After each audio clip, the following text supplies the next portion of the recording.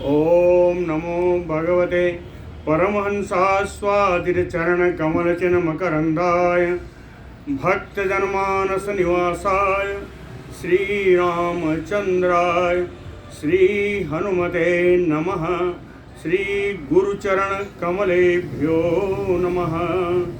श्रीसीतानाथसमारम्भां श्रीरामानन्दार्यमध्यमाम् अस्मदाचार्यपर्यन्तां वन्दे गुरुपरम्पराम्। वागीसाद्याः सुमनसा सर्वार्थानाम् उपक्रमे यमनत्वा कृतकृत्याः स्युः तं नमामि गजाननम्।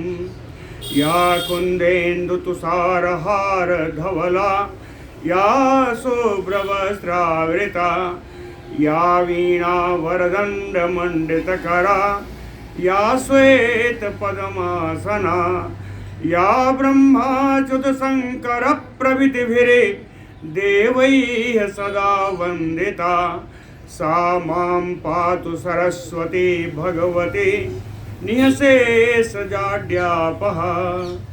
नीलाम्बुजश्यामलकोमलाङ्गं सीतासमारोपितवामभागं पाणौ महासायकचारुचापं नमामि रामं रघुवंशनाथम्।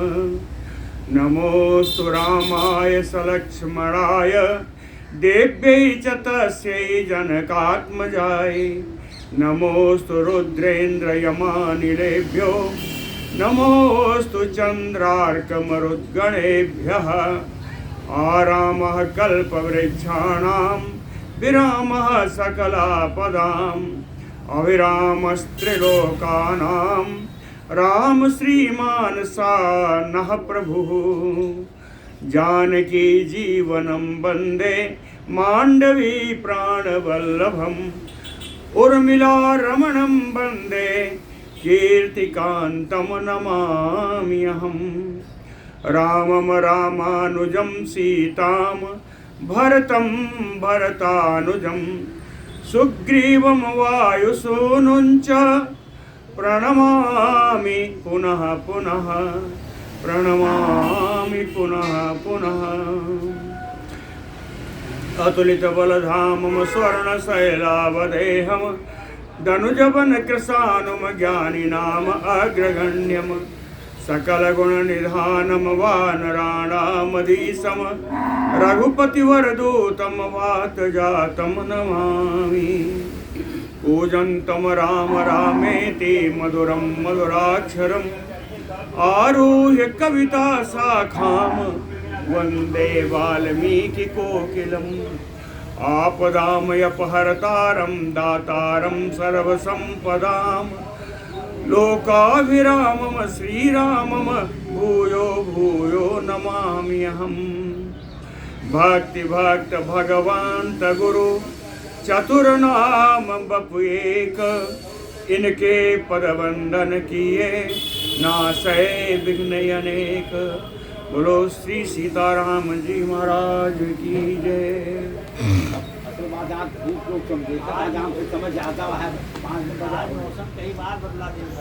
शत्रुघ्न जी मधुपुरी से आए। राम जी से मिलन की तीव्र इच्छा थी। राम जी का दर्शन किया। राम जी ने उन्हें क्षत्र धर्म का उपदेश किया, क्षत्रिय धर्म का उपदेश किया। तदनुसार 7 दिन रह करके अयोध्या में पुनः मधुपुरी के लिए वो चले गए। इधर अब राम जी के दरबार के तरफ हम लोग आते हैं। ये मधुपुरी है कौन? मथुरा ही है। मथुरा ही है। मधुपुरी नाम पाइए सर। बोलो भक्त वत्सल भगवान की जय। प्रस्थाप्य तु सा शत्रुघ्नं भ्रातृभ्यां सह राघवः प्रमुमोद सुखी राज्यं धर्मेण परिपालयन्। शत्रुघ्नं प्रस्थाप्य, शत्रुघ्न जी को मधुपुरी भेज करके राघव रघुनंदन राम जी सह भ्रातृभ्याम, दो वचन में, अपने दोनों भाई लक्ष्मण और भरत जी के साथ धर्मेण राज्यम परिपालयन, धर्म से राज्य का परिपालन करने लगे। प्रमुमोद सुखी, सुखपूर्वक आनंद के साथ अयोध्या में रहने लगे। राज्य कार्य चल रहा है। ततः कतिपया अहसो वृद्धो जानपदो द्विजः मृतम बालम उपादाय राजद्वारम उपागमत। ततः कतिपय अहसु, कुछ दिनों के बाद, वृद्धो द्विजः, जानपदो, जनपद में रहने वाला एक वृद्ध ब्राह्मण, मृतम बालम उपादाय, अपने मरे हुए बालक को लेकर के राजद्वारम उपागमत, राजभवन के दरवाजे पर आकर के वो बैठ गया। रुदन बहुविधा वाचः स्नेह दुख समन्वितः असकृत पुत्र पुत्र इति वाक्यम एतत् उवाचः। सा विप्रः स्नेह दुख समन्वितः, पुत्र के प्रति स्नेह, पुत्र मृत्यु के कारण उत्पन्न दुख, स्नेह और दुख से युक्त, बहुविधा वाचः रुदन, अनेक प्रकार की बातें बोलता हुआ वो अनेक रोता रहा। असकृत पुत्र पुत्र, बार बार ए बेटा, हा बेटा, ऐसा कह करके पुत्र पुत्र पुकार रहा था। वाक्यम एतत् उवाचः, इस प्रकार की वाणी वो बोल रहा था वृद्ध ब्राह्मण। कहता है किम नु मे दुष्कृतम कर्म पुरा देहांतरे कृतम यत अहम पुत्रम एकम तु पश्यामि निधनम गतम। कहता है पुरा देहांतरे किम नु मे दुष्कृतम कर्म कृतम, पूर्व काल में, पूर्व शरीर से मैंने ऐसा कौन सा दुष्ट कर्म किया था, खराब कर्म किया था। यत अहम पुत्रम एकम, जिसके कारण ये मेरा इकलौता पुत्र, पश्यामि निधनम गतम, इसको मैं मृत अवस्था में देख रहा हूँ। कौन सा ऐसा दुष्कर्म मैंने अपने पूर्व जन्म में किया था। अप्राप्त यौवनम बालम पंच वर्ष सहस्त्रकम, कहते हैं अभी तो इस बालक की युवावस्था भी प्राप्त नहीं हुई, ये निरा बालक है। अप्राप्त यौवनम बालम पंच वर्ष सहस्त्रकम, अगर लगाएं तो 5000 वर्ष होता है, लेकिन 5000 नहीं है। इसका एक न्याय है, सहस्त्र संवत्सरम सत्रम उपासित न्याय है, जहां वर्ष की गणना दिन से होगी। तो उस न्याय के अनुसार वर्ष को आप दिन में बदल दीजिए तो 5000 दिन का है। ये बालक 5000 दिन का है। 5000 दिन को आप लगाइए तो 13 वर्ष 10 महीना 20 दिन होता है इसकी उम्र। ये न्याय है। अब न्याय गणित मैं नहीं जानता, इसमें लिखा हुआ है सहस्त्र संवत्सरम सत्रम उपासित न्यायम। कई जगह संवत्सर को दिवस में परिणित किया गया है।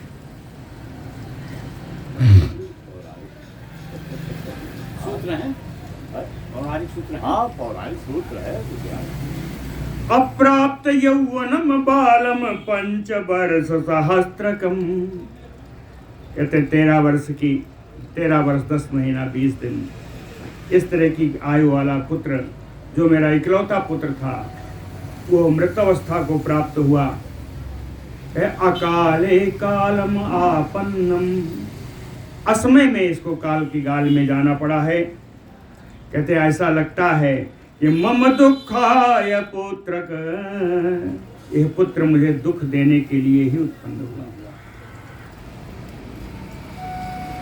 अल्पैः अहोभिः निधनं गमिष्यामि न संशयः, अहम च जननी च एव तव शोकेन पुत्रक।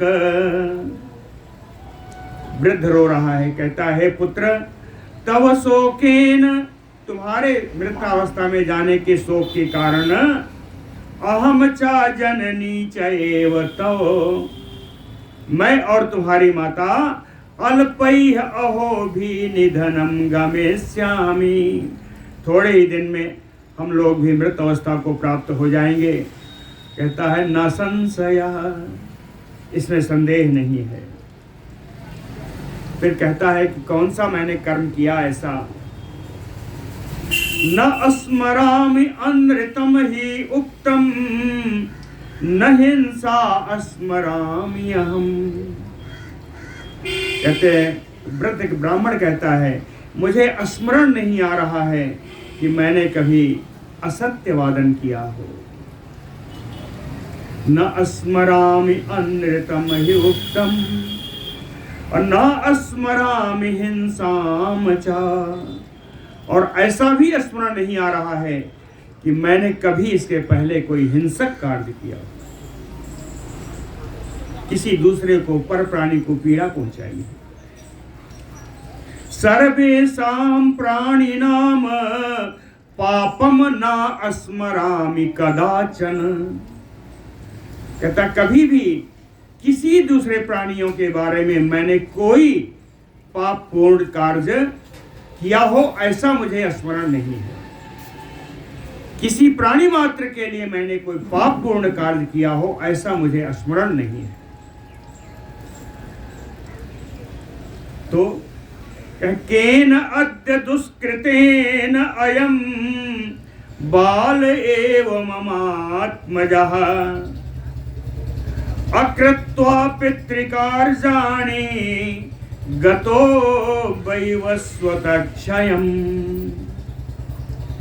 केन दुष्कृतेन अयम अद्य ममात्मजः बाल एव, किस दुष्कर्म के कारण मेरा पुत्र बाल्यावस्था में ही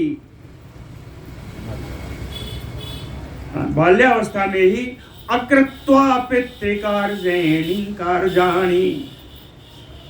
पितृ संबंधी श्राद्ध आदि का कार्य किए बगैर, किए बिना ही गत्वा गतो वैवस्वतः क्षयम्, वैवस्वत यमराज, क्षयम् आवासम,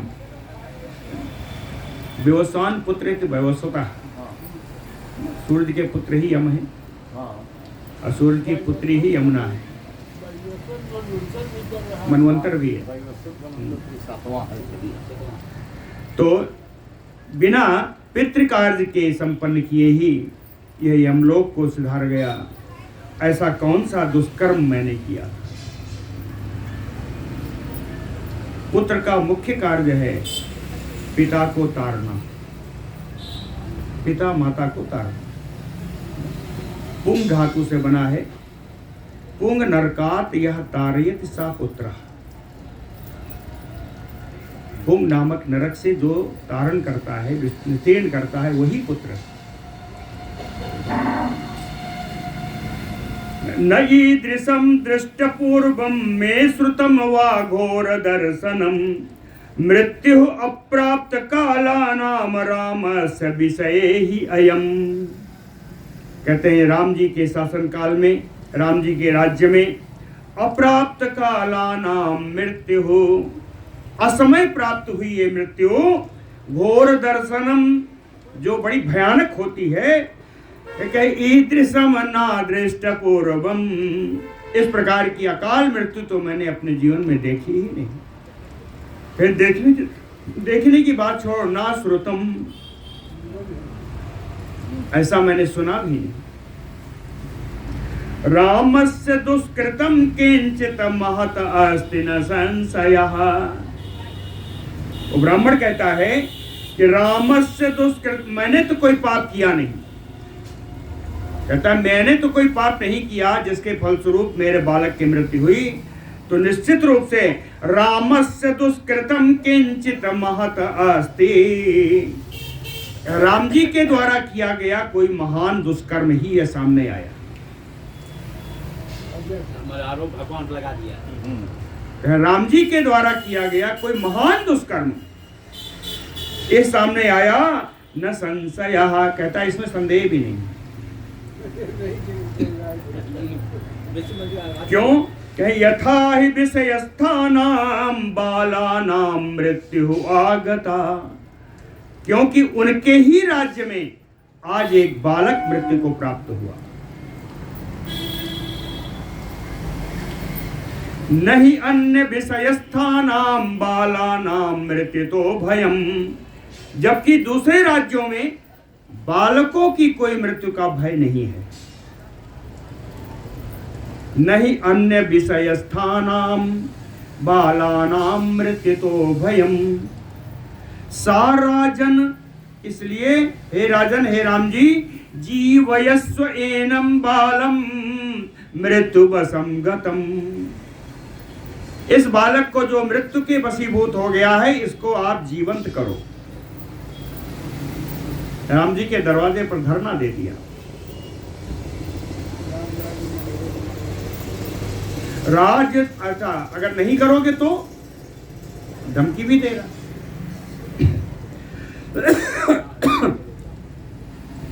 राजद्वारी मरिष्यामि पत्ना सार्धम अनाथवत, इसी राजभवन के दरवाजे पर अपनी पत्नी के साथ अनाथों की भांति मैं अपना प्राण त्याग दूंगा।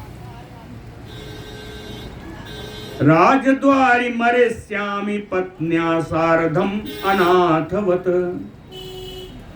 जब मैं आपके दरवाजे पर मर जाऊंगा तो ब्रह्म हत्या ततो राम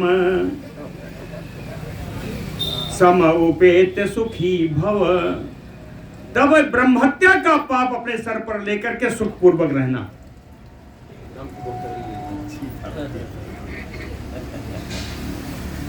भ्रातृभि सहितो राजन दीर्घम आयु अवाप्स्यसि, उसिता अस्म सुखम राज्ये तव अस्मिन सुमहाबल, कहता है महान बलशाली राजा राम जी, अस्मिन तव राज्ये, आपके इस अयोध्या के राज्य में सुखम उसिता अस्म, सुखपूर्वक मैं रहता हुआ आया हूं, मेरा कल्याण हो, मेरी यही कामना है। भ्रातृभि सहितो राजन दीर्घम आयु अवाप्स्यसि, आप अपने भाइयों के साथ दीर्घायु प्राप्त करेंगे।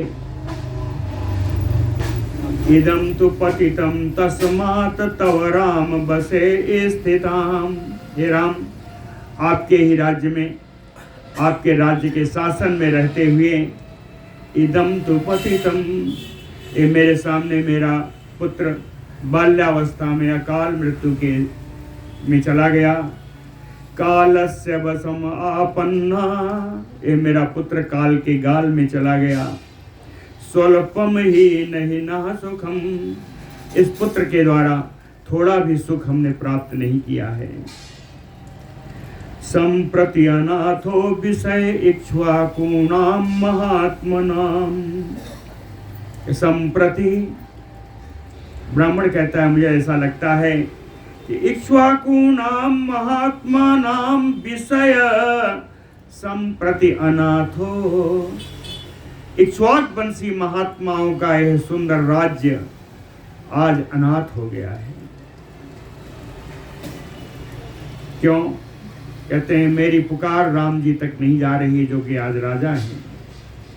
रामम नाथमयि आसाद्य बालांत करणम ध्रुवम, कहते ऐसे राम जी के स्वामी होने से एक बात तो निश्चित हो गई, ध्रुवम, कहता राम जी के राजा रहते हुए एक बात बिल्कुल निश्चित है, क्या?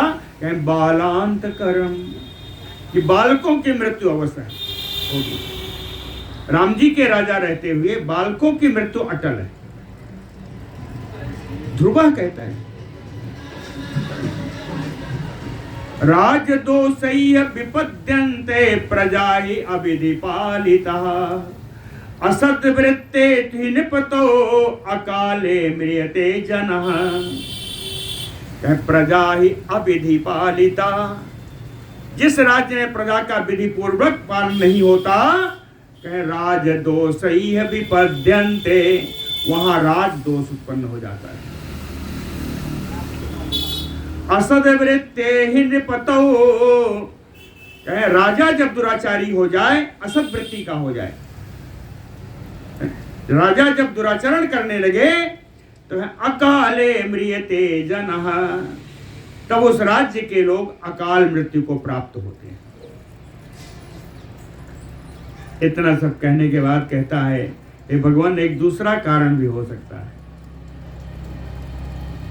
कहता आपको दोष नहीं देता, एक दूसरा कारण भी हो सकता है। यदि वह अथवा यद पुरेषु अयुक्तानि जना जनपदेषु च, क्या पुरेषु जनपदेषु जना अयुक्तानि वा,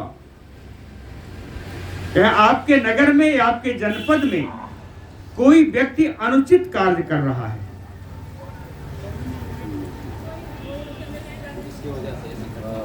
कुर्वते न रक्षा अस्ति तद काल कृतं भयम्, उस अनुचित कार्य को आपके द्वारा रोका नहीं जा रहा है, इसलिए कालजन्य भय उपस्थित हो गया है, इसलिए काल का भय उपस्थित हो गया है। कहता है कि आपके द्वारा दुराचार हो या आपकी प्रजा के द्वारा दुराचार हो, दोष तो आप ही को लगा। बड़ा सुंदर श्लोक भी आया, सुव्यक्तम राजदोषो ही भविष्यति न संशयः, दोनों स्थिति में स्पष्ट है कि यहाँ राजदोष ही हो रहा है, इसमें कोई संदेह नहीं। पूरे जनपदे च अपि यथा बाल बधो ही अयम, आपके नगर में आपके जनपद में कहीं न कहीं कोई अनुचित कार्य हो रहा है, जिसके कारण इस बाल्यावस्था में इसका मृत्यु हुई। एवं बहुविधैः वाक्यैः उपरुध्य मुहुः राजानं दुःख संतप्तः सुतम तम उपगूहति। एवं बहुविधैः वाक्यैः, इस प्रकार से अनेकानेक वचनों के द्वारा राज दरवाजे पर धरना देते हुए दुख संतप्तः, दुख से संतप्त ओ ब्राह्मण, मुहु मुहु तम सुतम उपगूहति, बार बार अपने उस मृत पुत्र को उठा करके गले लगाता, फिर रख देता। इस प्रकार जोर जोर से बार बार वो चिल्ला रहा है, राजानम, राजा राम जी को से गुहार लगा। बोलो भक्तवत्सल भगवान की जय। तथा तु करुणम तस्य द्विजस्य परिदेवनम शुश्राव राघव सर्वं दुःख शोक समन्वितम, सर्वं दुःख शोक समन्वितम, दुख और शोक से युक्त तस्य द्विजस्य करुणम परिदेवनम, उस ब्राह्मण का करुण क्रंदन सुन करके राघव शुश्राव, करुण क्रंदन रघुनंदन राम जी ने सुना। सा दुखेन च संतप्तो मंत्रिणः तान् उपाहयत, उस ब्राह्मण के दुख से दुखी होकर के राम जी ने अपने मंत्रियों को बुलवाया। मंत्रिणः तान् उपाहयत, मंत्रियों को ही नहीं और को बुलाया है। वसिष्ठं वामदेवं च भ्रातॄन् च सह नैगमान्, वशिष्ठ जी कुल पुरोहित वशिष्ठ जी को बुलाया, वामदेव जी को बुलाया, अपने भाइयों को बुलवाया, महाजनों को बुलवाया। आज लोग कहते हैं ना कि राज्य केवल मंत्री केवल नेता नहीं चलाते, कारपोरेट चलाते। ये नैगमान क्या है? ये कारपोरेट।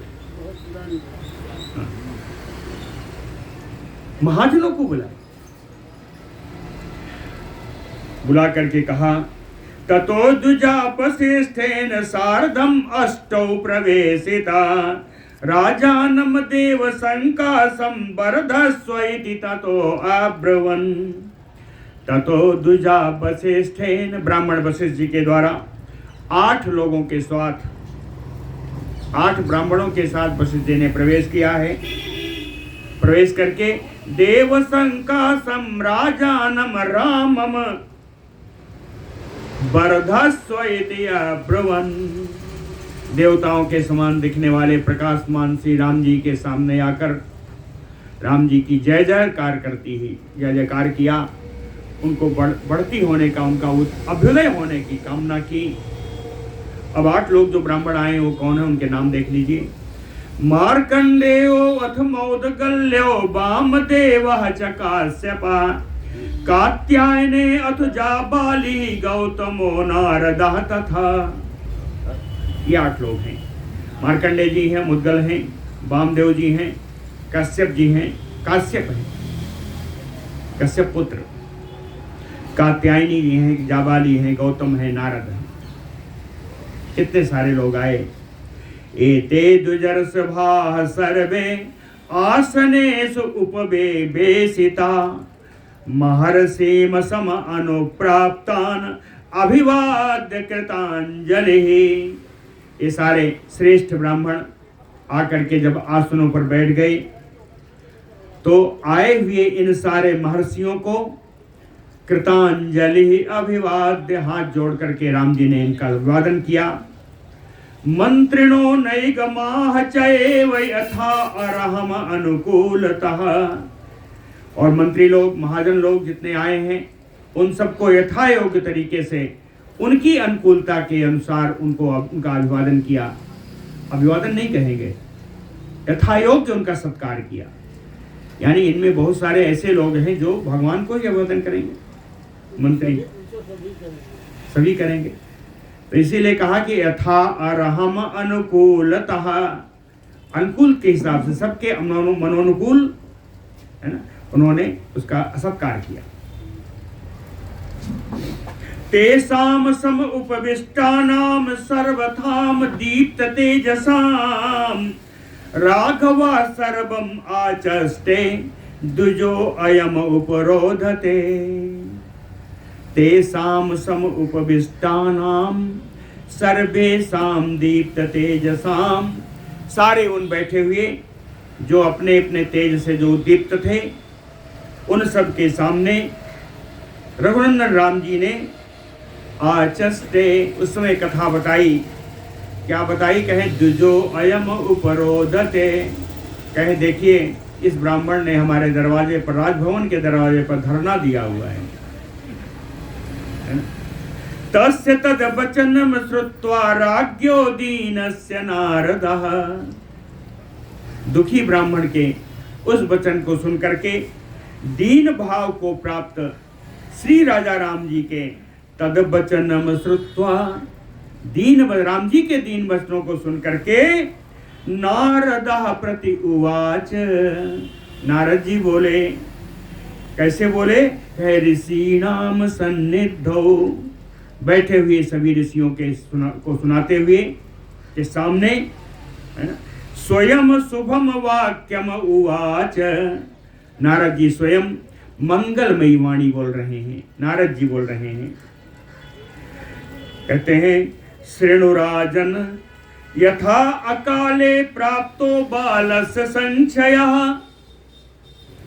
कहते हैं राजन, हे राजा राम जी, मैं आपको बताने जा रहा हूं कि जिस कारण से इस बालक की अकाल मृत्यु हुई है, अकाले बालस संशय प्राप्त हो, बिना समय में इस बालक को जो मृत्यु प्राप्त हुई है, श्रीनुराजन, मैं बताता हूं, आप सुनिए।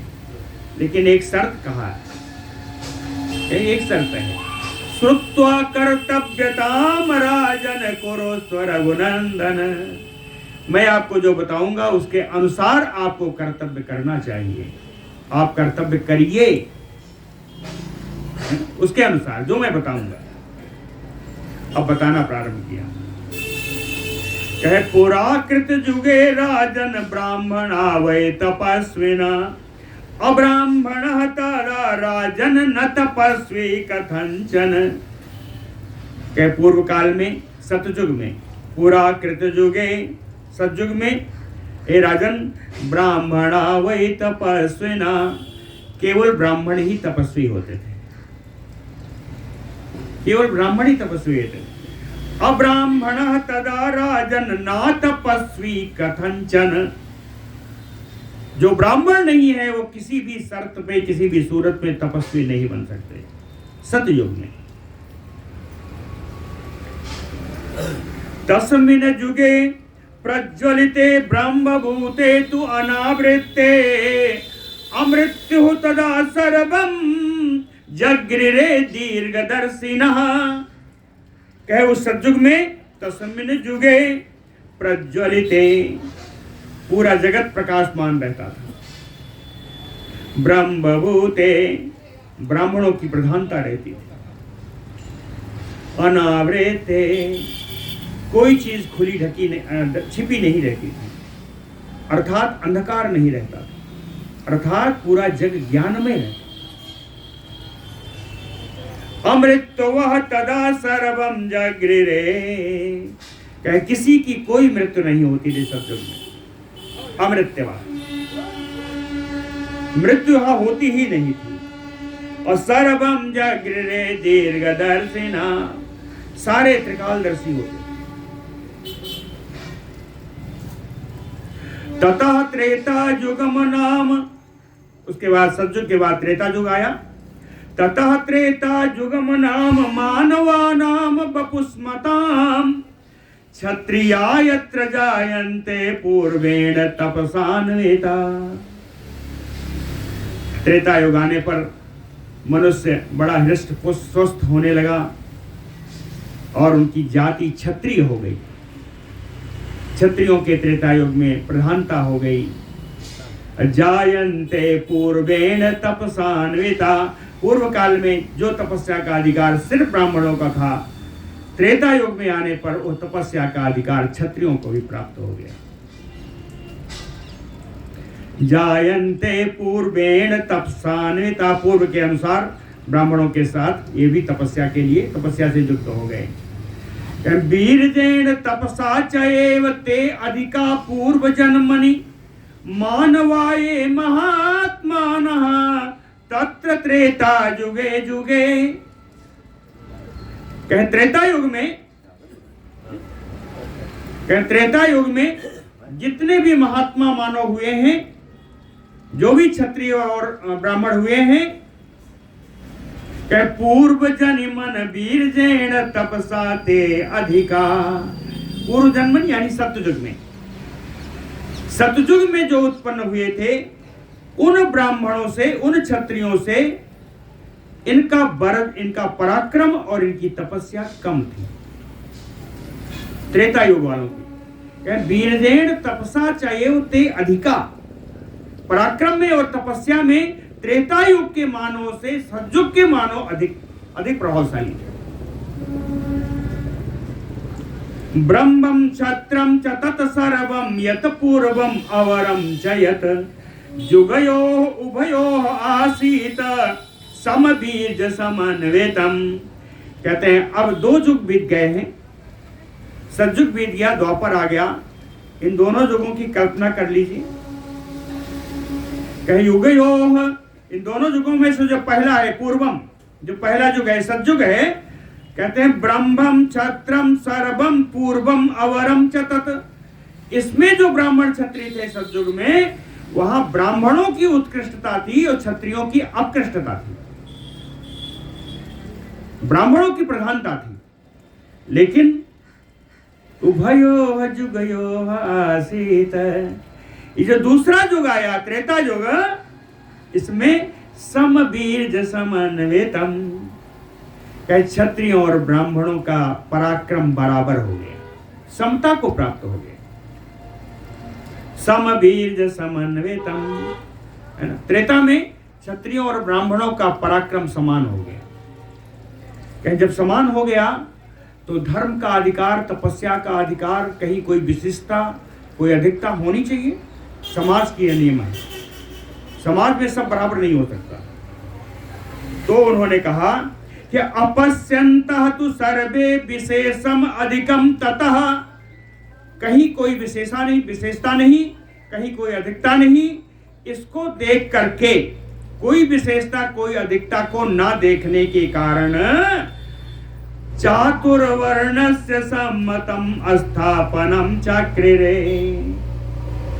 लोक की राय से सम्मतम, लोक की सम्मति से चातुर्वर्ण व्यवस्था की स्थापना हुई। त्रेता युग में चातुर्वर्ण वर्णाश्रम की स्थापना हुई। तस्मिन् युगे प्रज्वलिते धर्म भूते ही अनावृते, कहते हैं इस युग में भी धर्म के आधार पर पूरा जगत प्रकाश में रहता है, ज्ञान का भी बहुत कमी नहीं रहती, अनावृते है, ज्ञान भी हर जगह बराबर रहता है। लेकिन इसी त्रेता युग में ही कहे अधर्म पादम एकम तु पातयत पृथ्वी तले, त्रेता युग में अधर्म अपने एक चरण से पृथ्वी तल पर उसने पदार्पण कर दिया। त्रेता युग में अधर्म एक चरण से पृथ्वी पर आ गया। अधर्मेण ही संयुक्त, त्रेता युग के लोग अधर्म से मिलने लगे, तो अधर्म आने के कारण तेजो मंदम भविष्यति, क्षत्रियों का और ब्राह्मणों का तेज मंद हो जाएगा, मंद होने लगा। आमिषम यच्च पूर्वेषाम राजसम च मलम भृशम अनृतम नाम यद तद्भूतम पादेन पृथ्वी तले, यच्च पूर्वेषाम, कहे सतयुग में राजसम मूलम मलम भृशम, कहते हैं कृषि आदि और रजोगुण कर्म के द्वारा उत्पन्न जीविका का साधन यह मलभूत था। सतयुग में कंदमूल फल का ही आहार करते हैं। तो कहते हैं कृषि करके या रजोगुणी कर्म के द्वारा, रजसाम लिखा राजसम, रजोगुणी कर्म के द्वारा उत्पन्न किए हुए जीविका के साधन जो सतयुग में मलम भृशम, मलोभूत था, मल के समान था, कहे उसी को अनृत कहा गया, उसी का नाम अनृत है। और उसी कारण से चूंकि अनृत का जन्म त्रेता युग में हो गया, अनृत का जन्म त्रेता युग में हो गया, कहे तद्भूतम पादेन पृथ्वी तले, तो अधर्म अपने अनृत नाम के पाद से वो पृथ्वी तल पर उस पर पदार्पण कर दिया। अधर्म का पहला चरण था अनृत, असत्य। अनृतम पातयित्वा तु पादम एकम अधर्मतः, अधर्म अनृत नाम के चरण से पृथ्वी पर हो आ गया। ततः प्रादुष्कृतम पूर्वम आयुषः पर्णे स्थितम, तो पहले जो असीमित आयु हुआ करती थी, कहे आयुषः पर्णे स्थितम, आयु सीमा का निर्धारण हो गया। त्रेता युग में आयु सीमा का निर्धारण हो गया, सीमित कर दी गई। पातिते तु अनृते तस्मिन् अधर्मेण महीतले, अनृत रूपी चरण का पृथ्वी तल पर आ जाने के कारण लोकः सत्य धर्म परायणः, अब सारे लोगों को सत्य और धर्म परायण होने लगे, सत्य का आश्रय लेने लगे, धर्माश्रयी हो गए। शुभानि एव आचरण लोकः, शुभ कर्मों का आचरण करने लगे, शुभाचरण सदाचार करने लगे। पहले तो जो भी करते थे पाप था ही नहीं, अब अधर्म के आ जाने से कहीं अधर्म में ना पड़ जाए, इसलिए सत्य धर्म परायण होने लगे और शुभ कर्मों का आचरण करने लगे। त्रेता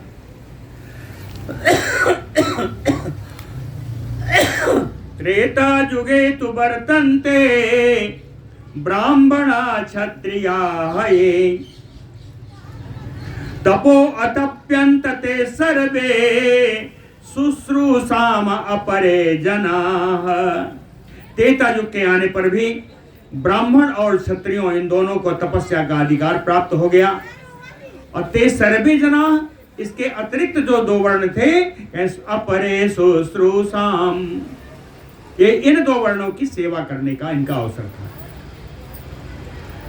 स्वधर्म परम तेषाम वैश्य शूद्रम तदा आगमत पूजाम च सर्ववर्णानाम शूद्रा चक्रो विशेषतः। कहते हैं परम तेषाम वैश्य, इनमें से वैश्यों को भी सेवा करने का अवसर मिला और अन्य वर्ण को भी सेवा का ही अवसर प्राप्त हुआ। लेकिन वैश्य को सेवा करने का अधिकार दूसरे तरीके से मिला और अन्य वर्णों का अधिकार दूसरे तरीके से। वैश्यों का अधिकार था कृषि और वाणिज्य के द्वारा, कृषि और वाणिज्य के द्वारा ये अन्य वर्णों की सेवा करें और स्वयं पोषित हों, और अन्य वर्ण शारीरिक श्रम से सबकी सेवा करें और स्वयं सेवित हों। ये व्यवस्था बनी। कहे एतस्मिन् अंतरे तेषाम अधर्मे च अन्यते चः। क्या इसी वेश में त्रेता युग का अवसान काल आ गया। नारद जी बता रहे हैं त्रेता युग का अवसान काल आ गया। एतस्मिन् अंतरे अधर्मे अन्यते च, अधर्म और अनृत असत्य था, ये दोनों मिल गए। अधर्म और अनृत दोनों मिल गए। ततः पूर्वे पुनः रासम अगमत नृपसत्तम। इसीलिए हे राजों में श्रेष्ठ राम जी, पहले जितना इनका तेज था उसमें भी अब कमी आ गई। कहे पूर्वम तेन रासम अगमत, उनमें भी कमी आ गई। ततः पादम अधर्म से द्वितीयम अवतारयन। तब अधर्म ने दूसरे चरण से अवतार ले लिया। जब अधर्म के दो चरण हो गए, ये इस चरण का नाम ही अधर्म है। अधर्म ने जब दो चरण से जन्म ले लिया, कहे ततो द्वापर संख्या सायुग सम अजायत। इस दो चरणों से अधर्म आने के कारण इस युग की नाम का संख्या, नाम इसका द्वापर पड़ गया। तस्मिन् द्वापर संख्ये तु वर्तमाने युगक्षये। कहते हैं इस द्वापर में, युग में जो अधर्म और अनृत बढ़ गया, धर्म का क्षय होने लगा। अधर्म च अनृतम चैव बवृधे। अधर्म और अनृत असत्य दोनों बढ़ने लगा। अस्मिन् द्वापर संख्याने तपो वैश्यान समावेशत। द्वापर युग आने पर वैश्यों को भी तपस्या का अधिकार प्राप्त हो गया। अस्मिन् द्वापर संख्याने वैश्यान तपो समाविशत। त्रिभ्यो युगेभ्य वर्णान क्रमात् वै तप आविशत। इन तीन युगों में क्रमशः ब्राह्मण, क्षत्रिय और वैश्यों को तपस्या का अधिकार प्राप्त हुआ। त्रिभ्यो युगेभ्य त्रीणि वर्णान धर्म च परिनिष्ठिता। इन तीन युगों में इन तीन वर्णों के द्वारा ही धर्म की स्थापना होती, धर्म का अनुष्ठान होता। इन तीन युगों में भी चतुर्थ वर्ण को, अन्य वर्ण को कोई अधिकार प्राप्त नहीं हुआ। न शूद्रो लभते धर्मम युगतः तो नरर्षभ। अन्य वर्ण को फिर भी धर्म और तपस्या का अधिकार प्राप्त नहीं हुआ। हीन वर्णो नृपश्रेष्ठ तप्यते सुमहत्तपः। नारद जी कहते हैं हे राजाओं में श्रेष्ठ राम जी, हीन वर्णो तप्यते सुमहत्तपः। द्वापर के अवसान काल में या उससे पहले ही कभी कभी त्रेता युग में भी जो हीन वर्ण वाले लोग हैं, उन लोगों ने महान तपस्या का काम किया। वो तपस्या करने लगे छुपे छुपे। तो भविष्यति शूद्रयोन्यामहि तपश्चर्या कलौ युगे। कहे कलयुग में तो शूद्रों को भी तपस्या का अधिकार प्राप्त है। लेकिन कलयुग में आने से पहले ही, और द्वापर भी नहीं आया था, कहे अधर्म परमो राजन द्वापर शूद्र जन्मनः। शूद्र योनि में जन्म लेने वाले व्यक्ति को, हे राजन, द्वापर में भी अधर्म है, द्वापरे अधर्म।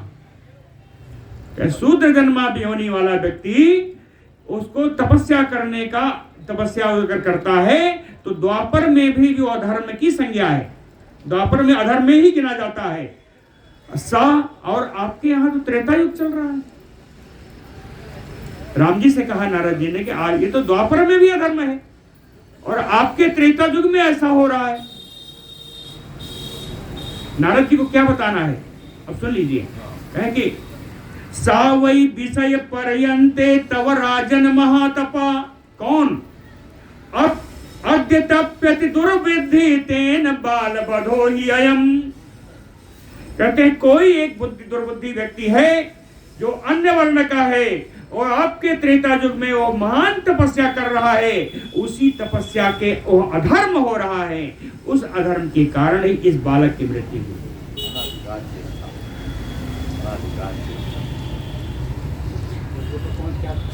अधर्म परमो राजन बाल बधो ही अयम। कारण बता दिया बालक के वध का। यो ही अधर्मम अकार्यम वा विषये पार्थिवस्य तो करोति चा अश्री मूलम तत्पुरे वा दुर्मति नरा। कहे यो नरा दुर्मति तत्पुरे।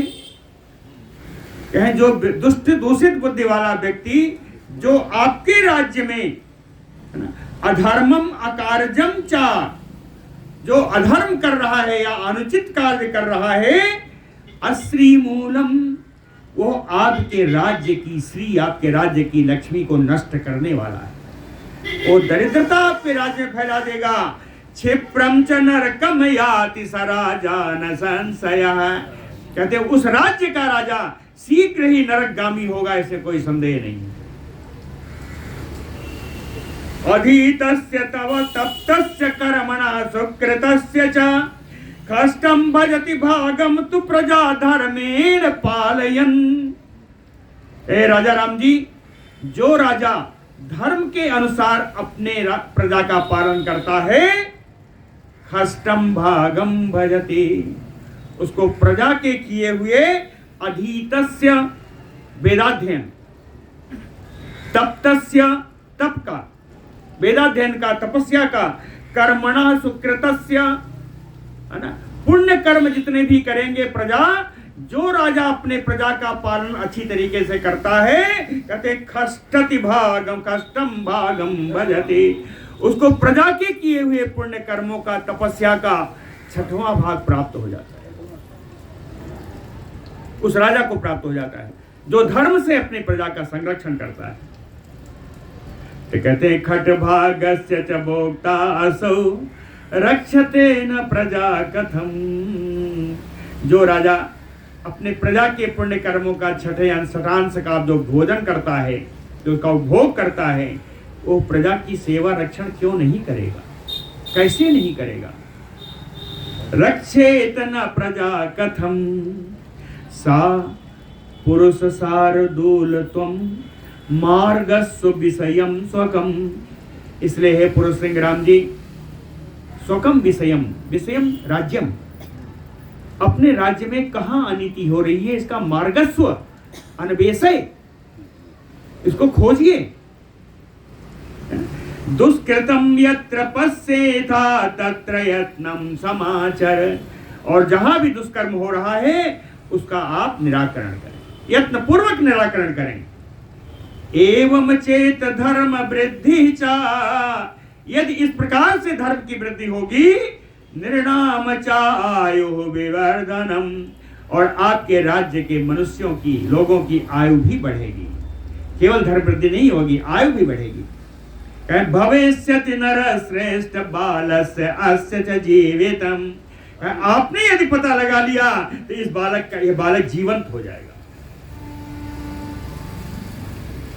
बोलो भक्त वत्सल भगवान की जय। नारदस्य तु तद्वाक्यं श्रुत्वा अमृतमयं यथा प्रहर्षम् अतुलं लेभे लक्ष्मणं च इदम् अब्रवीत। नारद जी की अमृतमयी इस बातों को सुन करके रघुनंदन राम जी परम प्रसन्न हुए और लक्ष्मण जी से बोले कि गच्छ सौम्य द्विज श्रेष्ठम समाश्वासय सुब्रत। सुब्रत सौम्य लक्ष्मण गच्छताम द्विजम समाश्वासय। कहते सुंदर व्रत का नियमों का पालन करने वाले सुंदर स्वभाव वाले लक्ष्मण जी, आप उस ब्राह्मण के पास जाओ, उसको आश्वस्त करो। क्या आश्वस्त करना है? कहे बालस्य शरीरम यत तैल द्रोण्याम निधापय गंधय परमोदारय तैलैः सुगंधभिः। कहे गंध और सुगंध से युक्त तेल की कड़ाह में, द्रोण कहा है नाव है, तेल की नाव में उस बालक के शरीर को यत्न पूर्वक रक्षण करें।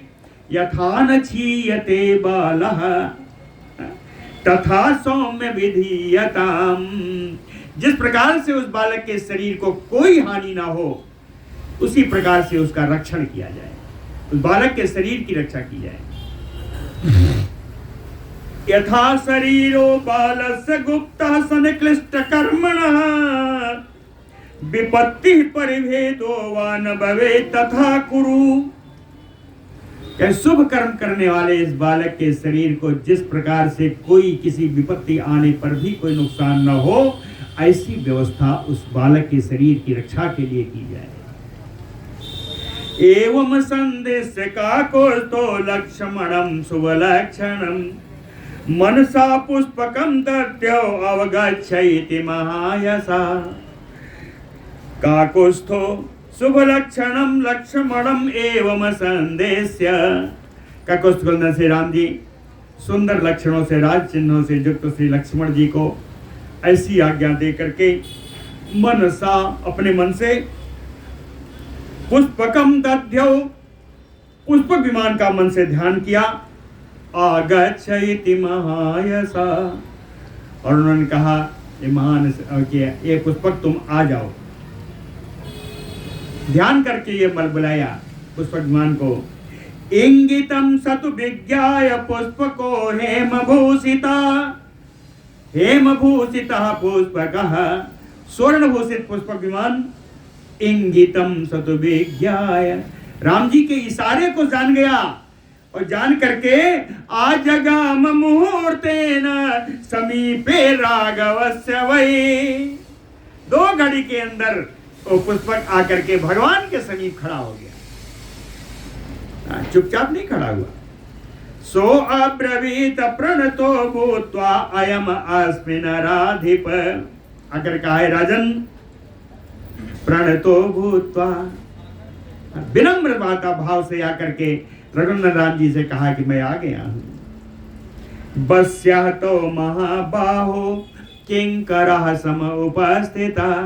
कहे अजान बाहु राम जी, मैं आपका वशीभूत हूँ, आपके अधीन हूँ, आपका किंकर हूँ, आपके सामने मैं उपस्थित हूँ।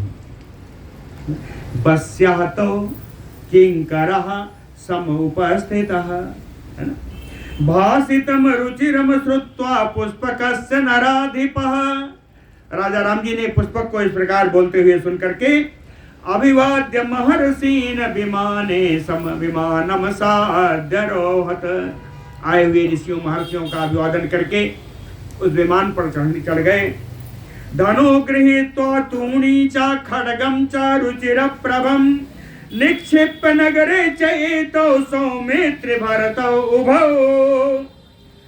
धनु गृहीत्वा तूणी च, राम जी ने धनुष ले लिया, 2 तरकस लिए, तूणी यानी 2 वचन में 2 तरकस लिए, बाण से भरे हुए 2 तरकस लिए। रुचिर प्रभम खड्गम, बिल्कुल लपलपाती हुई तलवार बढ़िया लिया। निक्षिप्य नगरे चेतो, और अयोध्या नगर में इन दोनों को बैठा दिया। इन दोनों को कहा देखना तुम लोग, कौन दोनों? सौमित्र भरतौ उभौ। सुमित्रा ने लक्ष्मण जी को और भरत जी को कहा आप राजकाज देखिए, मैं अभी घूम के आता हूं, है ना। प्रायात प्रतीची में हरितम विचिन्वन ततः ततः, पहले वो प्रतीची दिशा में, है ना,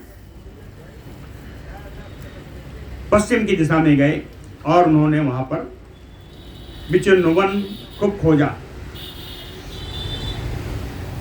उत्तराम अगमत श्रीनाम दिशम हिमवृतावृतम, हिमालय की पहाड़ियों से ढके हुए, फिर उत्तर की दिशा में भी गए, लेकिन दोनों दिशाओं में क्या किया, अपश्यमान तत्रापि स्वल्पम अतिदुष्कृतम, कहीं जरा भी दुराचार या दुष्कर्म नहीं हो रहा था, कहीं उनको कुछ दिखाई ही नहीं पड़ा।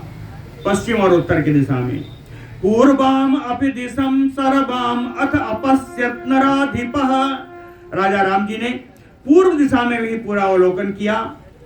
वहां क्या पाया, प्रविशुद्धम समाचारम आदर्श तल निर्मलम पुष्पकस्थो महाबाहु तदा अपश्यत नराधिपः, नराधिपः महाबाहु पुष्पकस्थः।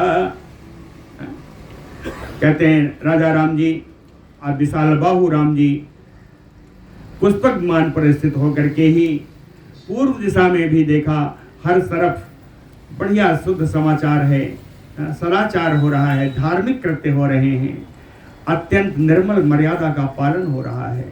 तदा अपश्यत, फिर एक दिशा बची, कहे दक्षिणाम दिशम आक्रामत ततो राजर्षि नंदनः, राजर्षियों को आनंद प्रदान करने वाले श्री राम जी दक्षिण दिशा की ओर गए। वहां शैवलस्य उत्तरे तीरे पार्श्वे ददर्श सुमहत्सरः, शैवल पर्वत के उत्तरी भाग में, उत्तरी बगल में एक बड़ा विशाल सरोवर है, महत्सरा विशाल सरोवर है। तस्मिन् सरसि तप्यन्तं तापसं सुमहत्तपम्, उसी तालाब में तपस्या करते हुए एक महान तपस्वी को देखा। ददर्श राघवा श्रीमान लंबमानम अधोमुखम, वो उसी तालाब में नीचे की ओर मुंह करके लटक करके वो तपस्या कर रहा था, मुंह नीचे करके लटक करके तपस्या कर रहा था। राघव तम उपागम्य तप्यंतम तप उत्तमम, उत्तम तपस्या करने वाले उस तपस्वी के पास रघुनंदन राम जी स्वयं पहुंचे। उवाच च नृपो वाक्यम धन्यम त्वम असि सुव्रत, राम जी ने कहा, हे सुंदर नियमों का सुंदर अच्छी तरीके से तपस्या करने वाले तपस्वी, तुम बड़े धन्य हो, धन्यः त्वमसि। कस्याम योन्याम तपो वृद्ध वर्तसे दृढ़ विक्रम, कहते हैं पराक्रमी तपोवृद्ध, तपस्या करने, उग्र तपस्या करने वाले ये तपस्वी, कस्याम योन्याम वर्तसे, तुम्हारा जन्म किस योनि में हुआ है, किस वर्ण में हुआ है। कौतूहलता त्वाम पृच्छामि, मेरे मन में बड़ा उत्सुकता है इसलिए तुमसे पूछ रहा हूं, और पूछने का मुझे अधिकार भी है। राम जी ने कहा, क्यों, कह रामो दासरथी अहम, मैं दशरथ नंदन राम बोल रहा हूं, राम तुमसे पूछ रहा हूं तुम किस वर्ण के। को अर्थो मनीषितः तोभ्यम स्वर्ग लाभो अपरो अथवा, तुम्हारे इस तपस्या का प्रयोजन क्या है। को अर्थो तोभ्यम, स्वर्ग प्राप्त करना ही केवल ध्येय है या कुछ और भी। स्वर्ग लाभो अपरो अथवा बराश्रयो यद अर्थम तुम तपसी अन्यैह दुष्चरम, कोई श्रेष्ठ प्रयोजन होगा जिसके कारण तुम तपस्या कर रहे हो, और तुम्हारी तपस्या ऐसी है कि अन्यैह दुष्चरम, जो दूसरों के लिए करना बड़ा कठिन है, इतनी कठिन तपस्या तुम कर रहे हो, इसका प्रयोजन क्या है तो बता दो। यम आश्रित तपः तप्तम श्रोतुमय इच्छामि तापस, ये तपस्वी किस प्रयोजन से तपस्या कर रहे हो मैं सुनना चाहता हूँ। ब्राह्मणो वासि भद्रम ते क्षत्रियो वासि दुर्जयः, कहते हैं तुम्हारा तुम कल्याण में ब्राह्मण हो या दुर्जय क्षत्रिय हो। वैश्या तृतीयो वर्णो वा शूद्रो वा सत्य वा कभव, या वैश्य के हो या शूद्र हो, सत्य सत्य मुझे बता दो। इत एवं उक्तः सा नराधिपेन रामेण अवाक्शिरा दासरथाय तस्मै उवाच जातिम नृपपुंगवाय यत् कारणं च एव तपः प्रयत्नः इति एवं उक्तः स रामेण। राम जी के द्वारा ऐसा कहे जाने पर अवाक्शिरा, नीचे रहते हुए, अपने मुख को नीचे, सिर नीचे रहते हुए ही, तस्मै दासरथाय नृपपुंगवाय, राजन श्रेष्ठ दशरथ नंदन राम जी से जातिम अकारणम तपः प्रयत्नः उवाच, अपनी जाति का भी और अपने तपस्या करने के कारण का भी उसने उल्लेख कर दिया राम जी से। अब क्या बताया इसको हम लोग कल देखेंगे। बोलो भक्त वत्सल भगवान।